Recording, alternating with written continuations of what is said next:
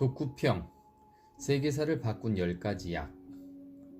저자 사토 겐타로, 역자 서수지, 출판 사람과 나무 사이, 2018년 5월 10일 출간.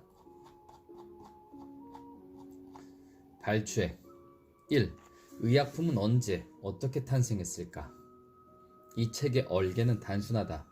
의약품의 모습에 초점을 맞춰 세계사 전반의 이야기를 간추렸다. 고대 메소포타미아에서는 BC 4000경부터 3000년경 점토판에 550종이나 되는 의약품 목록을 빼곡히 기록해놨다. 그 의약품 내용을 꼼꼼히 살펴보다 보면 누구나 자기 눈을 의심하게 될 정도다. 솥똥과 말똥, 썩은 고기와 기름, 불에 태운 양털, 돼지의 귀지 등 오늘날의 상식으로는 약은커녕 쓰레기로밖에 여기지 않는 온갖 더러운 물질들이 버젓이 기록되어 있다. 전설의 고대 중국 제2대 황제 신농시를 특별히 주목할 필요가 있다. 신농시는 중국 의학과 농업의 창시자로 추앙받는 인물이다. 그는 산과들을 다니며 온갖 식물을 이빨로 씹고 혀로 핥으며 독성과 약효의 유무를 몸소 확인했다고 전해진다. 신농시는 중국뿐 아니라 일본에서도 의학의 신으로 받들어진다.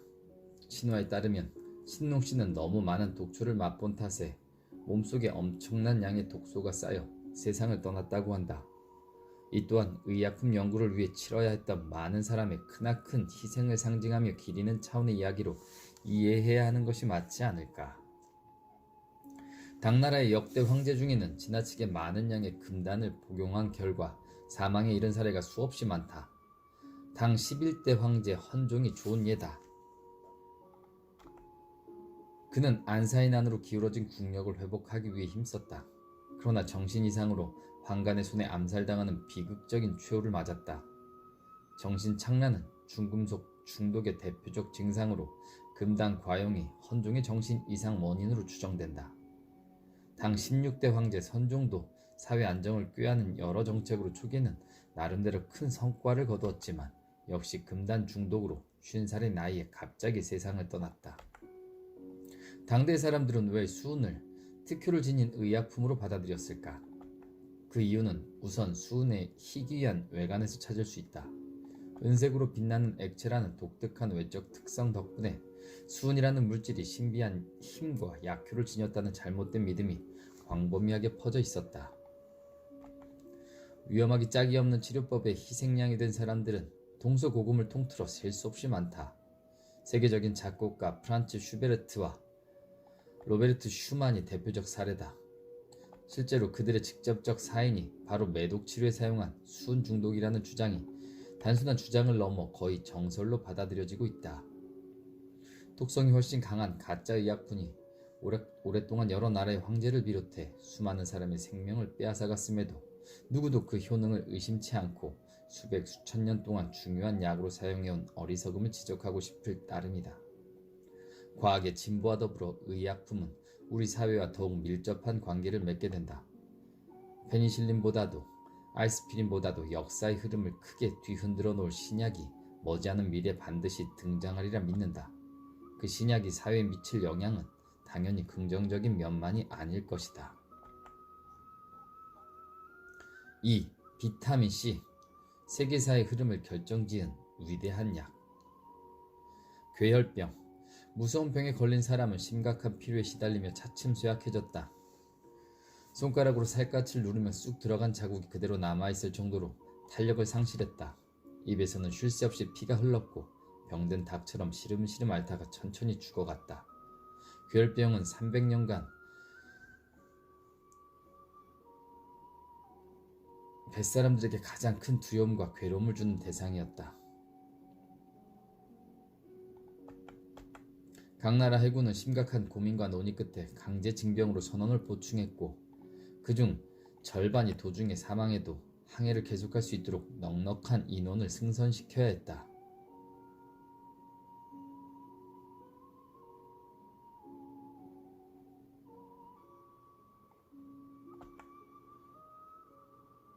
중국인의 생강. 5세기 무렵 중국인들은 비타민C가 다량 함유된 생강이 괴혈병 치료에 효과적이라는 사실을 알고 있었다.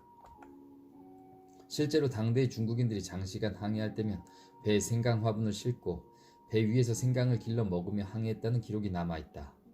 당대에는 병의 원인과 치료법, 그 결과와의 관련성에 대한 정리와 연구가 제대로 이루어지지 않았다. 그랬기에 괴혈병이 만들어낸 비극은 쉽게 막을 내리지 않고 인류 역사라는 무대에서 그토록 오래 상연되었던 셈이다. 제임스 린드의 등장. 18세기 후반 영국 해군 소속 군의관 제임스 린드. 이 사람은 감귤류는 괴혈병 특효약이다라는 가설을 훌륭하게 증명해냈다. 12명의 괴혈병 환자를 같은 장소에 모아놓고 매일 같은 식단을 제공했고 환자를 2명씩 6조로 나누어 각각 주에 사과 가즙과 황산 용액, 식초, 바닷물, 마늘 등으로 만든 반죽과 오렌지 2개, 레몬 1개를 먹인다. 제임스 린드의 실험 당시의 기준으로 보면 확실히 시대를 앞서간 획기적인 발상이었다. 린드는 다른 조건을 최대한 일정하게 조율하고 비교 대상군과 같은 실험을 시행하여 무엇이 효과적인지를 판명해냈다. 린드의 문제의식과 결론은 당대는 물론이고 오늘날에도 널리 인정받고 있다. 쿡 선장의 지혜. 18세기 후반 쿡 선장은 세계 일주에 성공했다. 놀랍게도 그를 따르는 선원 중 단 한 사람도 괴혈병에 걸리지 않았다. 쿡 선장은 선원들에게 충분한 비타민C를 제공하기 위해 사우어크라우트, 이런 김치를 활용했다. 그는 자신을 비롯한 간부용 식단에만 사우어크라우트를 메뉴로 올렸다. 그러고는 사우어크라우트를 아주 맛있게 먹는 모습을 보여주도록 간부들에게 지시했다. 그 예상대로 우리에게도 사우어크라우트를 달라는 거센 항의가 선원들 사이에서 터져나오기 시작했다. 일주일도 지나지 않아서였다. 스파이 추정. 헝가리 출신의 생화학자 알베르트 센트 죄르지는 만만치 않은 이 과업을 완수했다. 센트 죄르지는 연구 결과를 킹에게 몰래 알려준 사람은 누구였을까? 센트 죄르지의 공동 연구자로 본래 킹의 제자였던 스비어 벨리가 범인이었다는 설이 유력하다.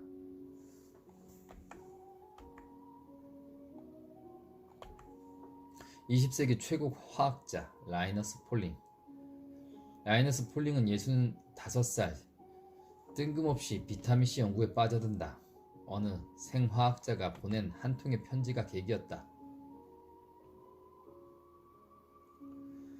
비타민C로 암을 예방할 수 있다는 주장을 정면으로 반박하듯 폴링의 아내 에바는 위암으로 세상을 떠났고 자신도 전립선 암으로 인생을 마감했다. 그렇기는 하나 폴링 자신은 93세의 나이로 세상을 떠나기 직전까지 논문을 발표하며 왕성하게 활동했으니 적어도 비타민C 다량 섭취가 몸에 그다지 큰 해가 되지는 않았던 모양이다. 아이작 뉴턴도 만년에는 연금술에 깊이 빠져 25년이란 긴 세월을 연구실에 틀어박혀 허비했다. 3. 퀴닌. 인류 절반의 목숨을 앗아간 질병 말라리아 특효약. 말라리아. 오늘날에도 아프리카를 중심으로 매년 3억에서 5억 명의 말라리아 환자가 발생하는데 이 중 100만 명 이상이 목숨을 잃는다. 이 수치는 최근 몇 년 사이 감소하는 추세지만 지금도 에이즈, 결핵과 함께 세계 3대 감염병의 지위를 유지하고 있다. 오늘날 말라리아 유행 지역은 열대와 아열대 지역으로 국한된다. 그러나 희생자 목록을 보면 알 수 있듯 과거에는 유럽과 일본에서도 맹위를 떨쳤다.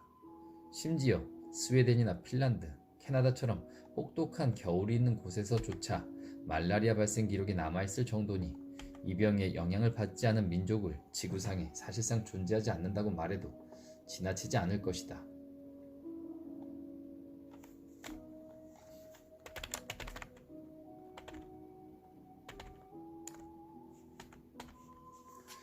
예수의 가루.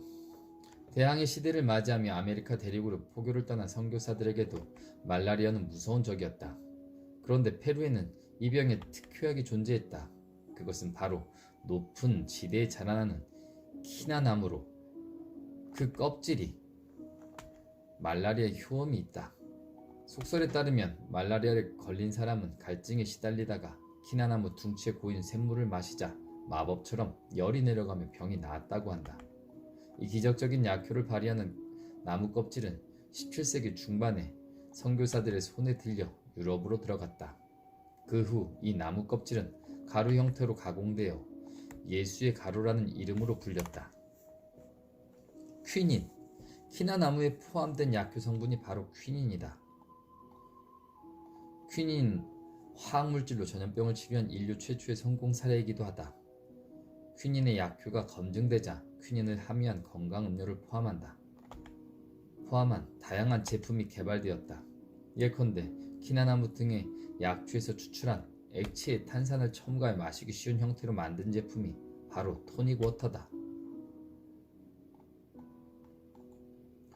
퀴닌의 진화, 공급이 수요를 따라가지 못할 지경에 이르자 키나나무에서 순수한 약효 성분만 분리하거나 약효 성분을 인공적으로 합성하려는 노력이 시작됐다. 퀴닌 성분을 분리하는 데 최초로 성공한 사람은 프랑스 출신의 피에르 조제프 펠레티어와 조제프 카방투다.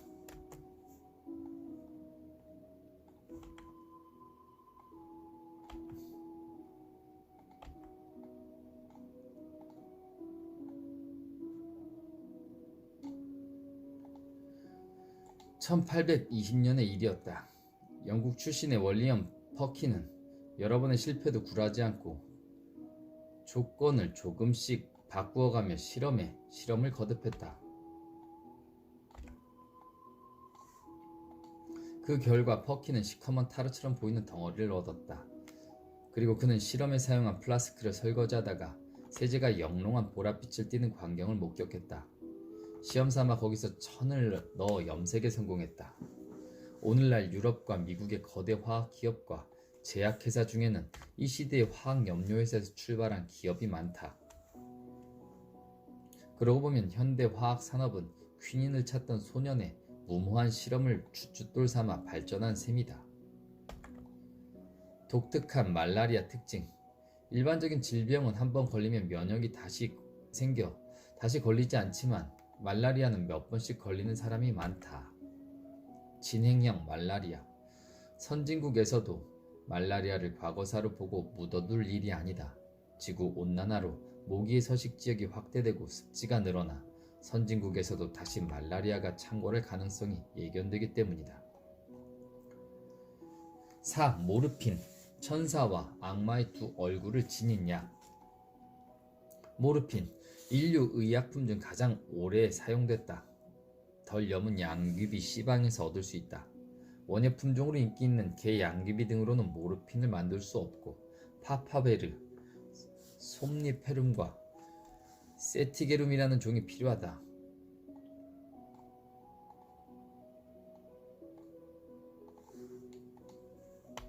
봉오리 상태에서 줄기가 낭창낭창하게 휘어져 땅바닥을 향한다. C방이 여물기 전에 상처를 내면 하얀 우유빛 즙이 방울방울 떨어진다. 이 즙을 모아 잘 말리면 아편이라는 마약이 만들어진다. 아편의 효과는 5000년 전 메소포타미아 지역의 점토판에도 기원전 16세기경 이집트 파피루스에도 기록돼 있다. 만병통치약. 아편의 효능을 널리 알린 이는 16세기 연금술사이자 의학자였던 파라길수스였다. 그의 연구는 아편을 바탕으로 삼아 환약을 개발했고 이 약을 만병통치약으로 권장했다. 아편은 진통 및 진해 효과를 지니고 있어 만병통치약까지는 아니더라도 다양한 질병 증상을 완화해준다. 이 시대에 사용된 의약품 중 효과다운 효과를 나타내는 약은 아편 이외에는 거의 찾아보기 힘들다. 모르핀 성분 분리. 1803년 20살의 젊은 약제사였던 프리드리 비렐름 제르티르너는 아편의 산과 염기를 순차적으로 더해 불순물을 제거하고 유효 성분만 결정으로 추출하는 실험에 성공했다. 그리스 신화에 잠의 신인 모르페우스에서 따와 모르핀이라는 이름을 붙였다. 군대병. 남북전쟁 동안 남군 측에서만 무려 1000만 정의 아편 정제와 200만 온스 이상의 아편 관련 약재가 팔려나갔다. 그 결과 아편 중독자가 속출했다. 이때 발생한 아편 중독자를 사람들은 군대병이라는 이름으로 불렀다. 초기에는 만병통치약으로 환영받았던 아편이 서서히 위험한 마약으로 민얼굴을 드러내기 시작했다. 수용체와 열쇠. 우리 뇌에서 특정 분자가 결합해 정보를 수용하는 부위를 수용체라고 부른다. 인체는 수용체에 결합하는 물질을 스스로 생산한다는 가설을 세울 수 있다. 수용체를 열쇠구멍이라고 보면 모르핀은 우연히 꼭 들어맞는 가짜 열쇠인 셈이고 뇌 속에 진짜 열쇠가 존재한다는 가정도 가능하다. 1970년부터 80년에 이르는 그 동안 진짜 열쇠는 아미노산이 5개부터 약 30개가 연결된 펩타이드라고 부르는 간단한 물질군임을 알아냈다.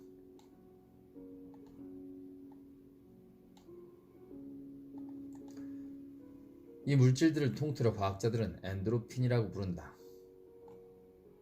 모르핀은 엔도르핀의 앞머리와 흡사한 구조로 수용체와 결합해 엔도르핀과 같은 작용을 일으킨다. 악랄한 영국. 벵갈에서 생산되는 아편을 산업혁명으로 이루어낸 공업기술과 접목해 품질과 규격을 엄격히 관리하며 아편 대량 생산을 단행했다. 담배에서 아이디어를 얻은 아편에 불을 붙여 연기를 들이마시는 방식으로 맞춤 제품을 생산했다. 헤로인. 모르핀의 강력한 중독성을 없애고 진통작용만 남길 수 없을지 고민하며 연구에 연구를 거듭했다. 1898년 독일 제약기업인 바이에리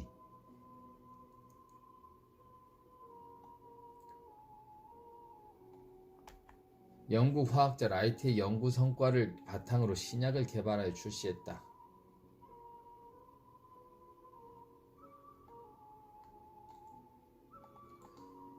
거래를 제거하는 진해 효과가 탁월했고 출시 당시 중독성이 없다고 여겨졌다. 그러나 중독성을 해결하기는커녕 오히려 모르핀보다 훨씬 강력해졌다.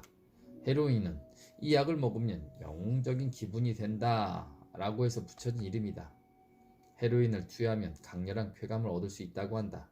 마약의 왕자라는 헤로인의 별명이 바로 이 점에서 비롯됐다.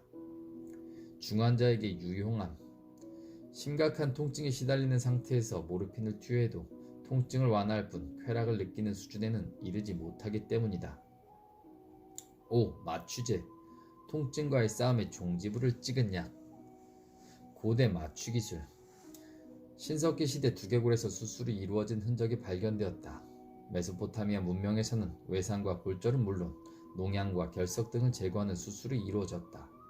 게다가 청동제 메스와 수술용 톱, 천궁, 드릴 등이 발견됐고 상당히 높은 수준의 의료기술이 존재했음도 알 수 있었다. 고대 인도에서 전문 의사가 헤르니아와 치질, 백내장 수술 등을 시행했다.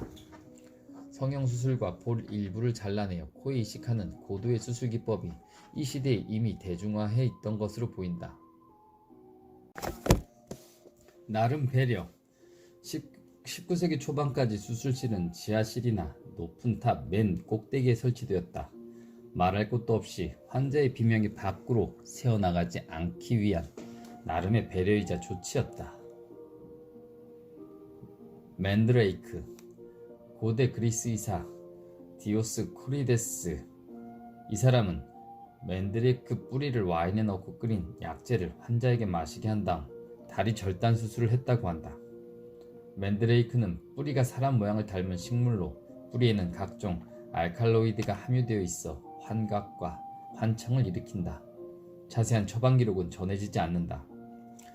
하나오카 세슈. 후한말의 명의 화타가 사용했다는 마비산을 재현하기 위해 일본 하나오카 세슈가 도전했다. 1760년에 와카야마현 기노카와시에서 태어난 교토에서 공부한 세슈는 독자적으로 마취약 연구에 몰두했다. 가족의 헌신적인 도움에 힘입어 마취약 스센산이 마침내 완성되었다. 1840년에 이 약을 이용해 전신마취로 유방암 수술에 성공했다. 명확한 기록이 남아있는 전신마취 수술로는 세슈의 수술이 세계 최초다. 그러나 세슈가 개발한 스센산은 널리 알려지지 않았다. 세슈가 많은 제자를 길러냈음에도 위험성 때문에 비법을 전수해주지 않았기 때문이다. 이런 이유로 미국과 유럽의 의학서적에서는 스센산을 세계 최초의 마취약으로 인정하지 않는 경우가 많다. 투구꽃. 스센산 주 원료인 투구꽃에는 스코폴라민, 히오시아민 등의 알칼로이드가 함유되어 있다. 신경 전달 물질인 아세틸콜린과 구조가 상당히 비슷하며 그 작용을 방해하여 부교감 신경을 억제하는 효과가 있다고 추정된다. 아산화질소. 영국 화학자 험프리 데이비가 아산화질소라는 가스를 직접 들이마셨다. 아산화질소를 흡입한 데이비는 술에 취한 것처럼 정신이 몽롱해졌다가 일시적으로 의식을 잃었다. 1844년 미국 치과의 호레이스 웰은 공연을 보러 갔다. 웰스는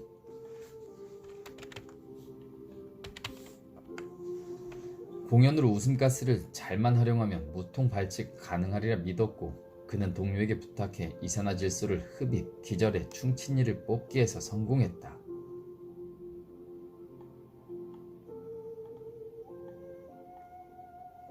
에테르. 웰스의 제자 윌리엄 모터는 아산화질소 대신 에테르를 사용하는 마취 수술을 성공했다. 웰스가 마취가스 실험을 하고 2년 후의 일이다. 클로포폼. 아산화질소와 에테르 이후 새로운 마취약으로 클로로폼이 등장해 인화성이 강한 위험한 에테르 대신 사용되었다. 20세기 초반까지 클로로폼은 흡입 마취제로 사용되었다. 프로포폴. 링거로 정맥에 주사하는 방식으로 사용한다. 흡입 방식과는 전혀 다를 뿐 아니라 기존의 상식을 뒤엎는 완전히 새롭고 실용적이며 우수한 약이다. 약효는 매우 탁월하다. 그러나 마취약인 만큼 위험도 뒤따른다. 약제 투여 후 2분가량 눈을 떴을 시점에 이미 마이클 잭슨의 호흡이 정지했다고 한다. 사실 그 의사는 마취 전문의가 아니었다. 현재 진행형. 더 효과적인 마취약을 찾는 연구는 앞으로도 쉼없이 계속될 것이다. 문제는 마취의 수수께끼를 풀지 못했다는 데 있다. 지금도 마취의 원리를 속 시원히 풀어내지 못하고 있다. 6. 소독약. 병원을 위생공간으로 탈바꿈시킨 주인공. 산용열. 산용열은 현재는 분만 종료 24시간 이후 산욕 10일 이내 2일 이상 38도씨 이상의 발열이 지속하는 경우라고 정의한다. 태반 박리, 출산으로 생긴 상처 등으로 세균이 침입해 발생한다. 환자는 고열과 가래, 심한 두통으로 고생한다. 심한 경우 2번 다시 임신할 수 없을 정도로 배가 부풀어 오르고 며칠 동안 고통으로 몸부림치다 끝내 눈을 감는다. 석가모니나 카이사르 딸 율리아나도 산홍열로 죽었다. 산홍열 심각성. 산홍열은 유럽과 미국 전역에 창궐하는 돌림병으로 발전해갔다. 산홍열 유행이 정점에 달했던 1772년엔 임신부 5명 중 1명이 이 질병으로 목숨을 잃을 정도로 심각했다. 이런 상황은 19세기 중반까지 이어졌다. 산홍열의 원인은 여전히 불분명했다. 제멜바이스의 고민. 오스트리아 빈 대학교 종합병원 헝가리 출신 이그나즈 제멜바이스는 1846년 산홍열 관련 자료를 상세히 분석했다. 병원에는 교수와 학생이 근무하는 제1산과와 주로 조산사가 근무하는 제2산과 중 제1산과가 산홍열 발생이 높다는 것을 파악하고 제1산과와 제2산과를 전원 근무자를 교체했다. 그 결과 제2산과 산홍열 발생률이 껑충 뛰어올랐다. 제멜바이스의 가설.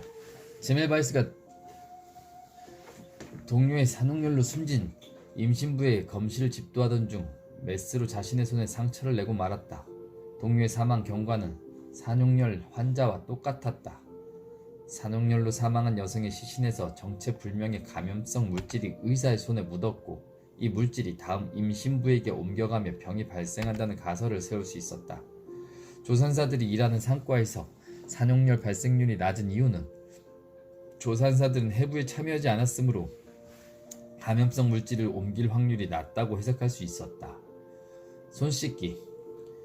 제멜바이스는 검시를 마친 후에 비누로 손을 씻고 다시 염소수에 손을 담그고 솔로 박박 문질러 씻고 손톱을 될 수 있는 대로 바짝 자르고 손톱 사이도 꼼꼼하게 솔로 닦았다. 의대생들과 동료 의사들에게도 손 씻기를 명했다. 몇 개월 만에 12%였던 제1상과 사망률은 3%까지, 속옷과 의료기과 철저하게 소독하자 사망률은 0.5%까지 뚝 떨어졌다. 현실, 독일 의학계의 권위자 루돌프 피루오 교수는 산용열이 나쁜 공기로 인해 생긴다는 주장을 했다. 몇몇 양심 있는 의사들은 제멜바이스가 권고하는 손 씻기 수칙을 시험했으나 대부분은 자신이 살인자라는 인정을 하지 못해 제멜바이스 가설을 거세게 공격하는 여론몰이에 가담했다. 플로렌스 나이팅게일, 통계자료를 바탕으로 상황을 정확하게 분석하며 의료개혁에 헌신했다. 그리고 그녀의 개혁은 현실로 이루어지며 값진 결실을 보았다. 조지프 리스터 페놀.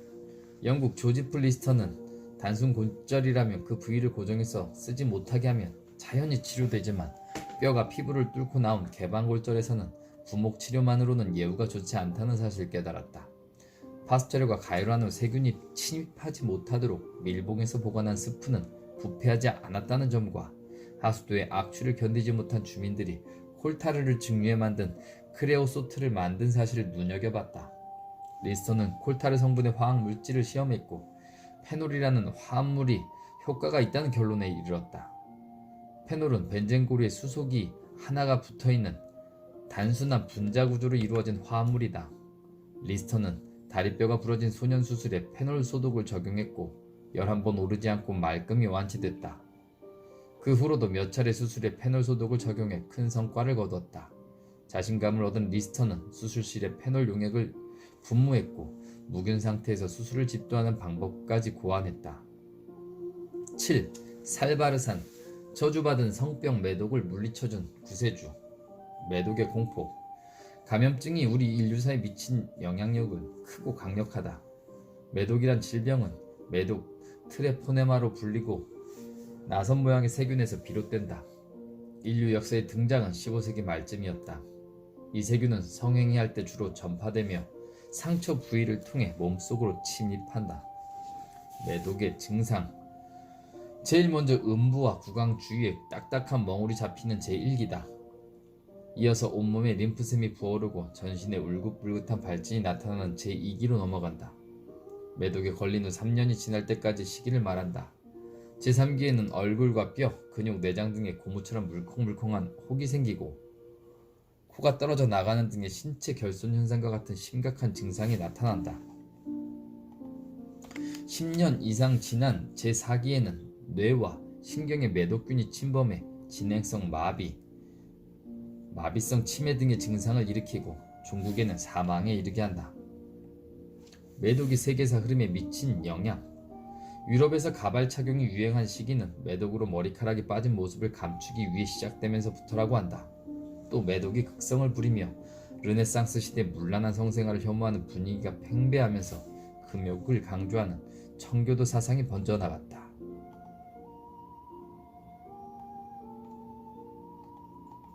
매독 경로. 1498년 바스코 다가마의 함대에 매독 환자가 섞여 있었다. 같은 해 매독은 인도에 상륙해 대유행했고 말레이 반도를 거쳐 1500년에는 중국 광둥성으로 진출했다. 황당한 치료법. 20세기 오스트리아 출신 의사 율리우스 바그너 야우레크는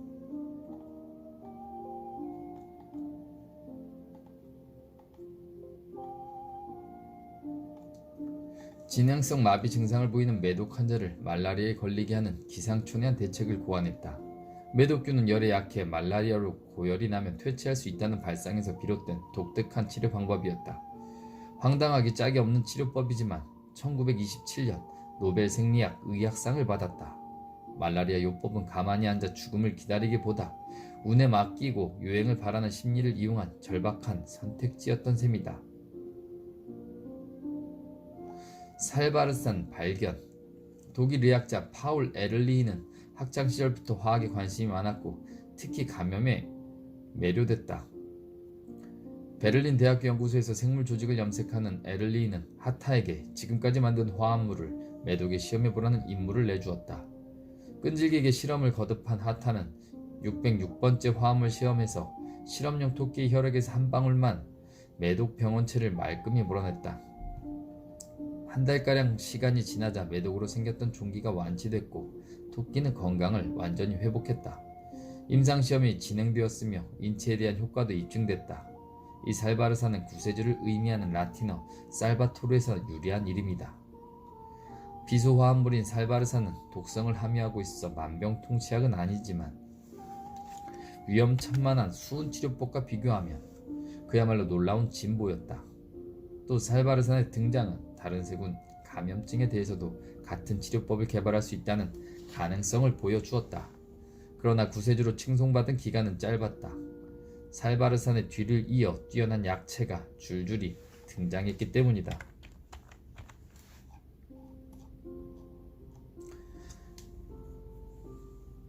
8. 설파제 세균 감염병에 맞서는 효과적인 무기. 감염병의 위력. 1차 세계대전 전투 중 사망자 수 1천만 명 중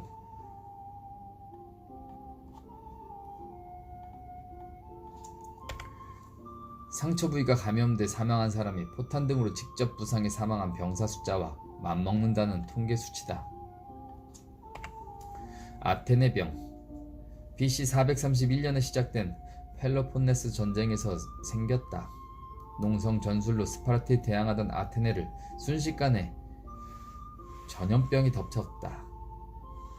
인구 3분의 1이 짧은 기간에 사라졌고 위대한 정치가 페리클레스도 이 병으로 목숨을 잃었다. 아테네는 어쩔 수 없이 스파르타의 무릎을 꿇어야 했다. 가스 궤저. 혐기성 세균이 일으키는 감염증 중에는 특히 파상풍이 유명하지만 제1차 세계대전 전장에서 가장 큰 골칫거리는 가스 궤저였다. 이 병은 클로스트리다 박테리아라는 세균이 상처 부위로 들어가 번식하며 발생한다. 궤저균이 방출하는 가스가 피부 아래에 고이고 이 병의 특징인 고약한 냄새를 풍긴다. 유일한 치료법은 궤저를 일으킨 부위를 절단하는 것이었다. 야전 병원에서 이루어진 수술 자체가 고통과 위험을 동반하는 위험천만한 행위였다. 스페인 독감. 최악의 인플루엔자 대유행 사례로 1918년 봄 미국에서 발생했고 유행의 물결은 1년 반에 걸쳐 지구를 두 바퀴 돌았다. 당시 세계 인구 18억 명 중 6억 명이 감염되었고 그중 5천만 명이 희생되었다고 하나 여러 설이 존재한다.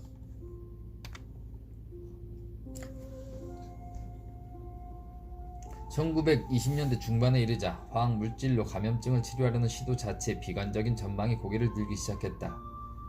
열대성 원충 감염증 이외에는 충분한 효과를 나타내지 못했다. 콜레라, 페스트, 이질 등 인류를 괴롭혀온 세균 감염증의 화학요법은 여전히 무력했다.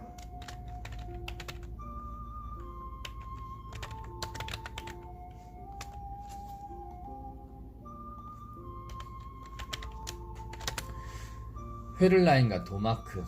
독일의 거대 화학 복합 기업인 이게 파르벤의 하인리 화를리는 뛰어난 병리학자 게르하르트 도마크에게 연구를 맡겼다. 1931년 여름 도마크는 아조 화합물이라는 화합물에서 두 개의 질소 원자를 두 개의 벤젠골이 발견했고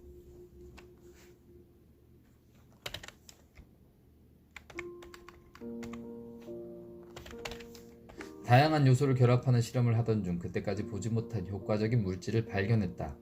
그중 몇 가지는 감염시킨 실험 동물의 수명을 연장시켰을 뿐 아니라 완전히 회복시켰다. 그러나 안정적인 연구 결과가 나오진 않았다. 헤를라인은 염료를 찾던 중 설폰아마이드라 불리는 유황 원자를 포함한 원자단을 벤젠골이 연결하면 쉽게 빠지지 않는 염료가 만들어진다는 사실을 알게 됐다. 그는 양모에 결합하기 쉬운 화합물이라면 세균과 결합하기 쉽다고 생각했다. 도마크는 1932년 아조 화합물에 설폰아마이드를 결합한 화합물을 합성했다. 합성된 적포도주 빛깔의 화합물을 실험용 주에게 경구 또는 주사로 투여하자 거의 완벽하게 회복됐다. 부작용이라 하면 약을 투여하고 난 뒤 한동안 피부가 불구스름해지는 정도였다. 세균 감염증에 최초로 효과적인 무기를 얻은 순간이었다. 이 화합물은 유황을 포함했다고 해서 설파제라는 이름을 얻었다. 재밌는 일화. 2차 세계대전으로 나치 정권은 독일인의 노벨상 수상을 금해서 도마크는 1947년에야 수상할 수 있었다. 설파제는 윈스턴 처칠을 포함한 많은 이의 목숨을 구했다. 나치 정권하에 탄생한 설파제는 연합국 측에 크게 이바지하고 연합국 승리에 일조했다. 설포나마이드. 당시 설파제의 작용의 본체로 여겨졌던 아조기 부부는 균을 죽이는 작용에 직접 관여하지 않는다. 세균과 잘 결합하도록 첨가한 설폰아마이드야말로 항균 작용의 열쇠를 쥐고 있었다. 아조기 없이 설폰아마이드 부위만 떼어낸 간단한 화합물만으로도 높은 항균 작용을 한다는 사실이 밝혀지면서 지금은 설폰아마이드만 분리해 사용한다. 9. 페니실린. 세계사를 바꾼 평범하지만 위대한 약. 선입견 깨기. 1마일 달리기는 오랫동안 4분 10초대 기록이 세계 기록으로 군림했다. 4분대 벽을 깨는 기록은 불가능한 영역이라고 단언하는 전문가도 있었다. 1954년 영국의 로저 베니스터가 3분 59초 4라는 경이로운 세계 기록을 달성했다. 4분대 벽을 선입관에 4분대 벽이라는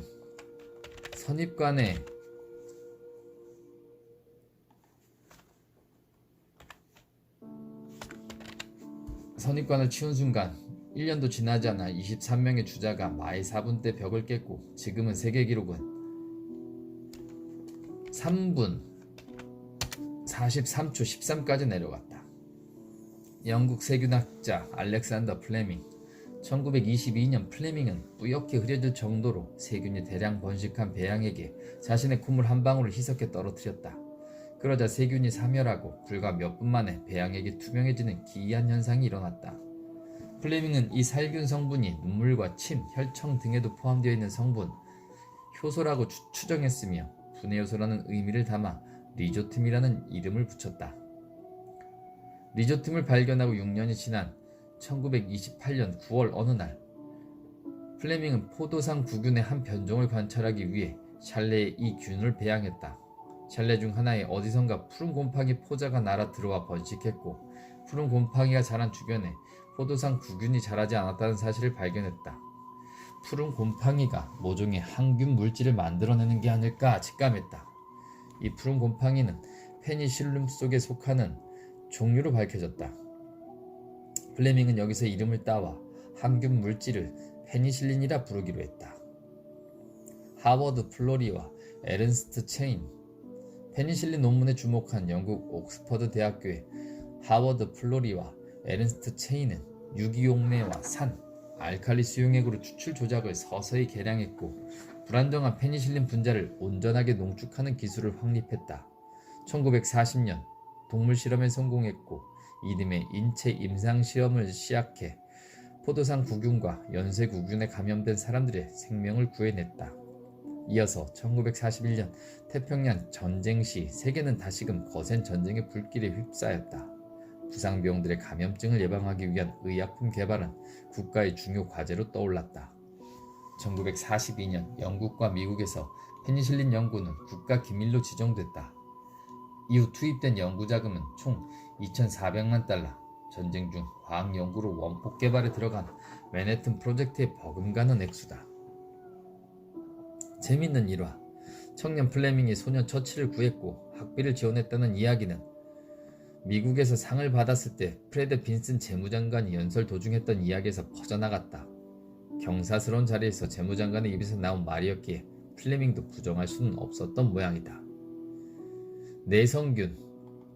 항생 물질을 투입해도 죽지 않는 세균, 이른바 내성균이 등장했다. 내성균의 확산 속도는 신속했다. 제2차 세계대전 후 이질이 각국에서 창궐했고 설파제로 치료가 이루어졌다. 그러나 1950년 무렵에는 설파제가 듣지 않는 이질이 출현했으며 1955년에는 당시 알려진 4종의 항생물질이 모두 통하지 않는 슈퍼이질균이 등장했다. 인류도 잇따라 항생물질을 투입해 약한을 죽였다.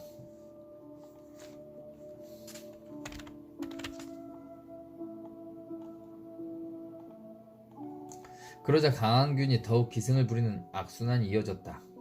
특히 항생물질을 대량으로 사용하는 병원은 항생제에 단련된 강력한 세균이 수시로 출현했다. MRSA, 메티실린 내성 황색 포도상 구균을 비롯한 단해성 세균은 틈만 나면 병원 내 감염을 일으켰다. 항생제 오남용주의, 항생물질 남용이 내성균 출현의 주요 원인이다. 항생제를 오남용하는 습관은 이윽고 우리 자신의 목을 조여오는 올가미가 될 것이다. 10. 아이스피린, 전 세계적으로 가장 사랑받는 약, 베스트셀러. 역사를 통틀어 가장 많이 팔린 약은 아이스피린이다. 특히 한 해 1만 6천 톤, 세계에서 생산되는 아이스피린 3분의 1가량이 미국 내에서 소비된다. 환산하면 자그마치 420억 알, 전 국민이 연간 100일 가까이 아이스피린을 먹는다. 버드나무 잎. 약 2000년 전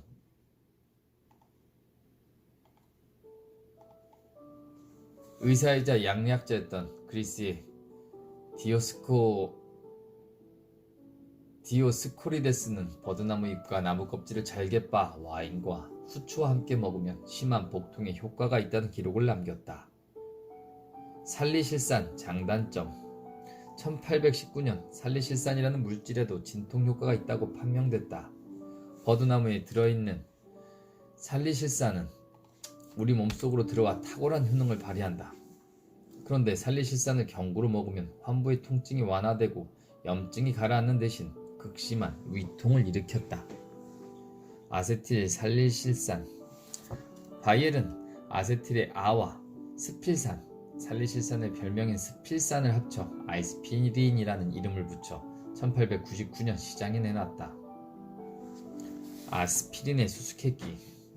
1970년대 프로스타글란딘이라는 물질과 비슷한 구조의 다양한 성분이 있는데 각각 혈압 저하, 자궁 수축, 혈소판 응제 등 다양한 작용을 한다.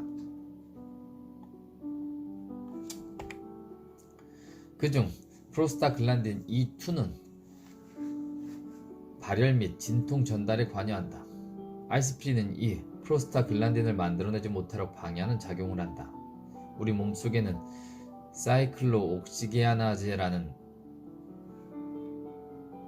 효소가 지방산의 일종을 붙잡아 가운데서 둘로 접혀 고리를 만들어 프로스타글란딘을 생산한다.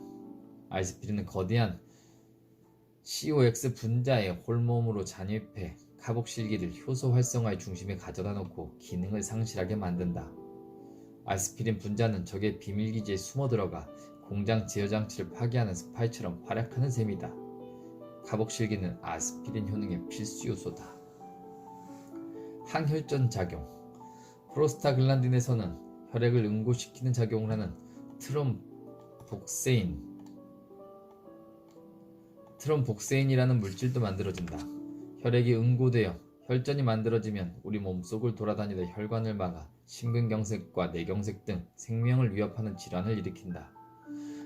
아스피린을 소량씩 먹으면 질환을 예방할 수 있다는 주장이 제기됐다. 장시간 같은 자세로 교통수단을 이용하면 폐동맥에 혈전이 생기는 이른바 이코노미 클래스 증후군 예방에도 효과가 있을 수 있다. 다양한 효과와 주의점. 흥미롭게도 알츠하이머성 치매 예방에도 아이스피린이 효과가 있다는 가설이 제기됐다. 다만 아이스피린을 둘러싼 가설 중엔 부정확한 데이터도 있어 부작용을 함께 고려해야 한다.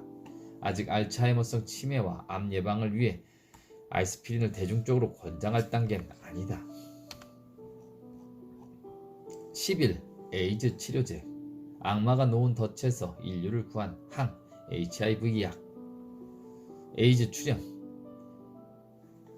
에이즈의 원인이 되는 HIV의 기원은 아직도 묘연하다. 최근 연구에 따르면 1920년대 콩고 민주공화국의 수도인 킨샤사에서 출현했다는 설이 유력하다. 이 병을 인류가 인지한 때는 1981년이 되어서였다. 에이즈 병원 바이러스를 발견하려는 학계의 진흙탕 싸움.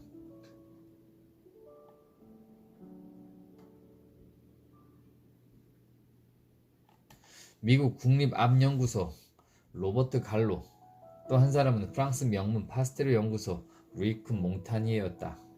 갈로는 이미 제1형 사람 T세포 백혈병 바이러스를 발견해 유명인사가 되었다. 결국 과학 논쟁을 법정 공방까지 끌고 가는 역사상 초유의 사태가 빚어졌다. 그도 그럴 것이 에이즈 바이러스 원인 바이러스 발견은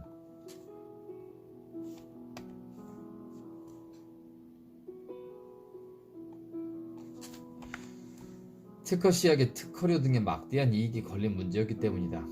에이즈 병원 바이러스가 증식할 때 수시로 변이한다는 사실은 널리 알려졌다. 미국과 프랑스에서 따로 채취한 바이러스 배열에 판에 박힌 듯 빼닮는 경우는 확률적으로 불가능하다. 즉, 두 바이러스는 하나의 샘플을 해석해야 얻을 수 있는 결과였다. 그러나 누가 누구의 연구를 슬쩍했는지 도무지 알 길이 없는 상황이었다. 그 결과 몽타니에와 갈로의 공적을 모두 인정하고 특허는 미국과 프랑스가 반반씩 나눠 갖고 모든 수익을 자선단체에 기부한다는 결정이 내려졌다. 감염 경과.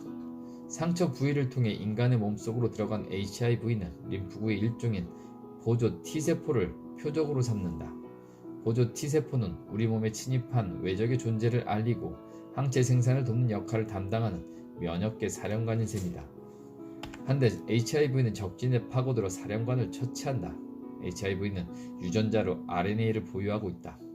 보조 T세포 안으로 들어간 HIV는 역전사 효소라는 단백질의 작용으로 유전자의 RNA 정보에서 DNA를 만들어낸다.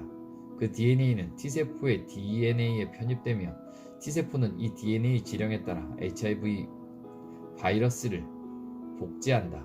하루에 무려 100여 개에 달하는 숫자의 HIV 바이러스를 찍어낸다. 보조 T세포는 이윽고 파괴되어 바이러스를 방출한다.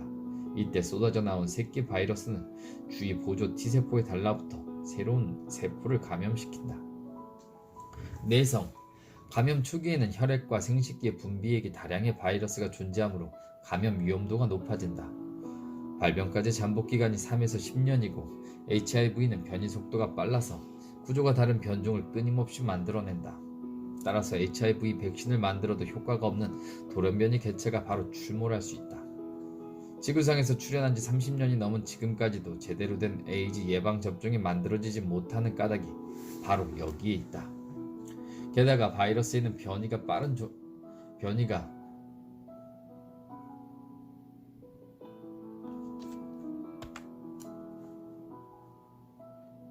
바이러스에는 변이 종류가 많아 항바이러스제를 개발해도 내성이 생겼을 가능성이 크다.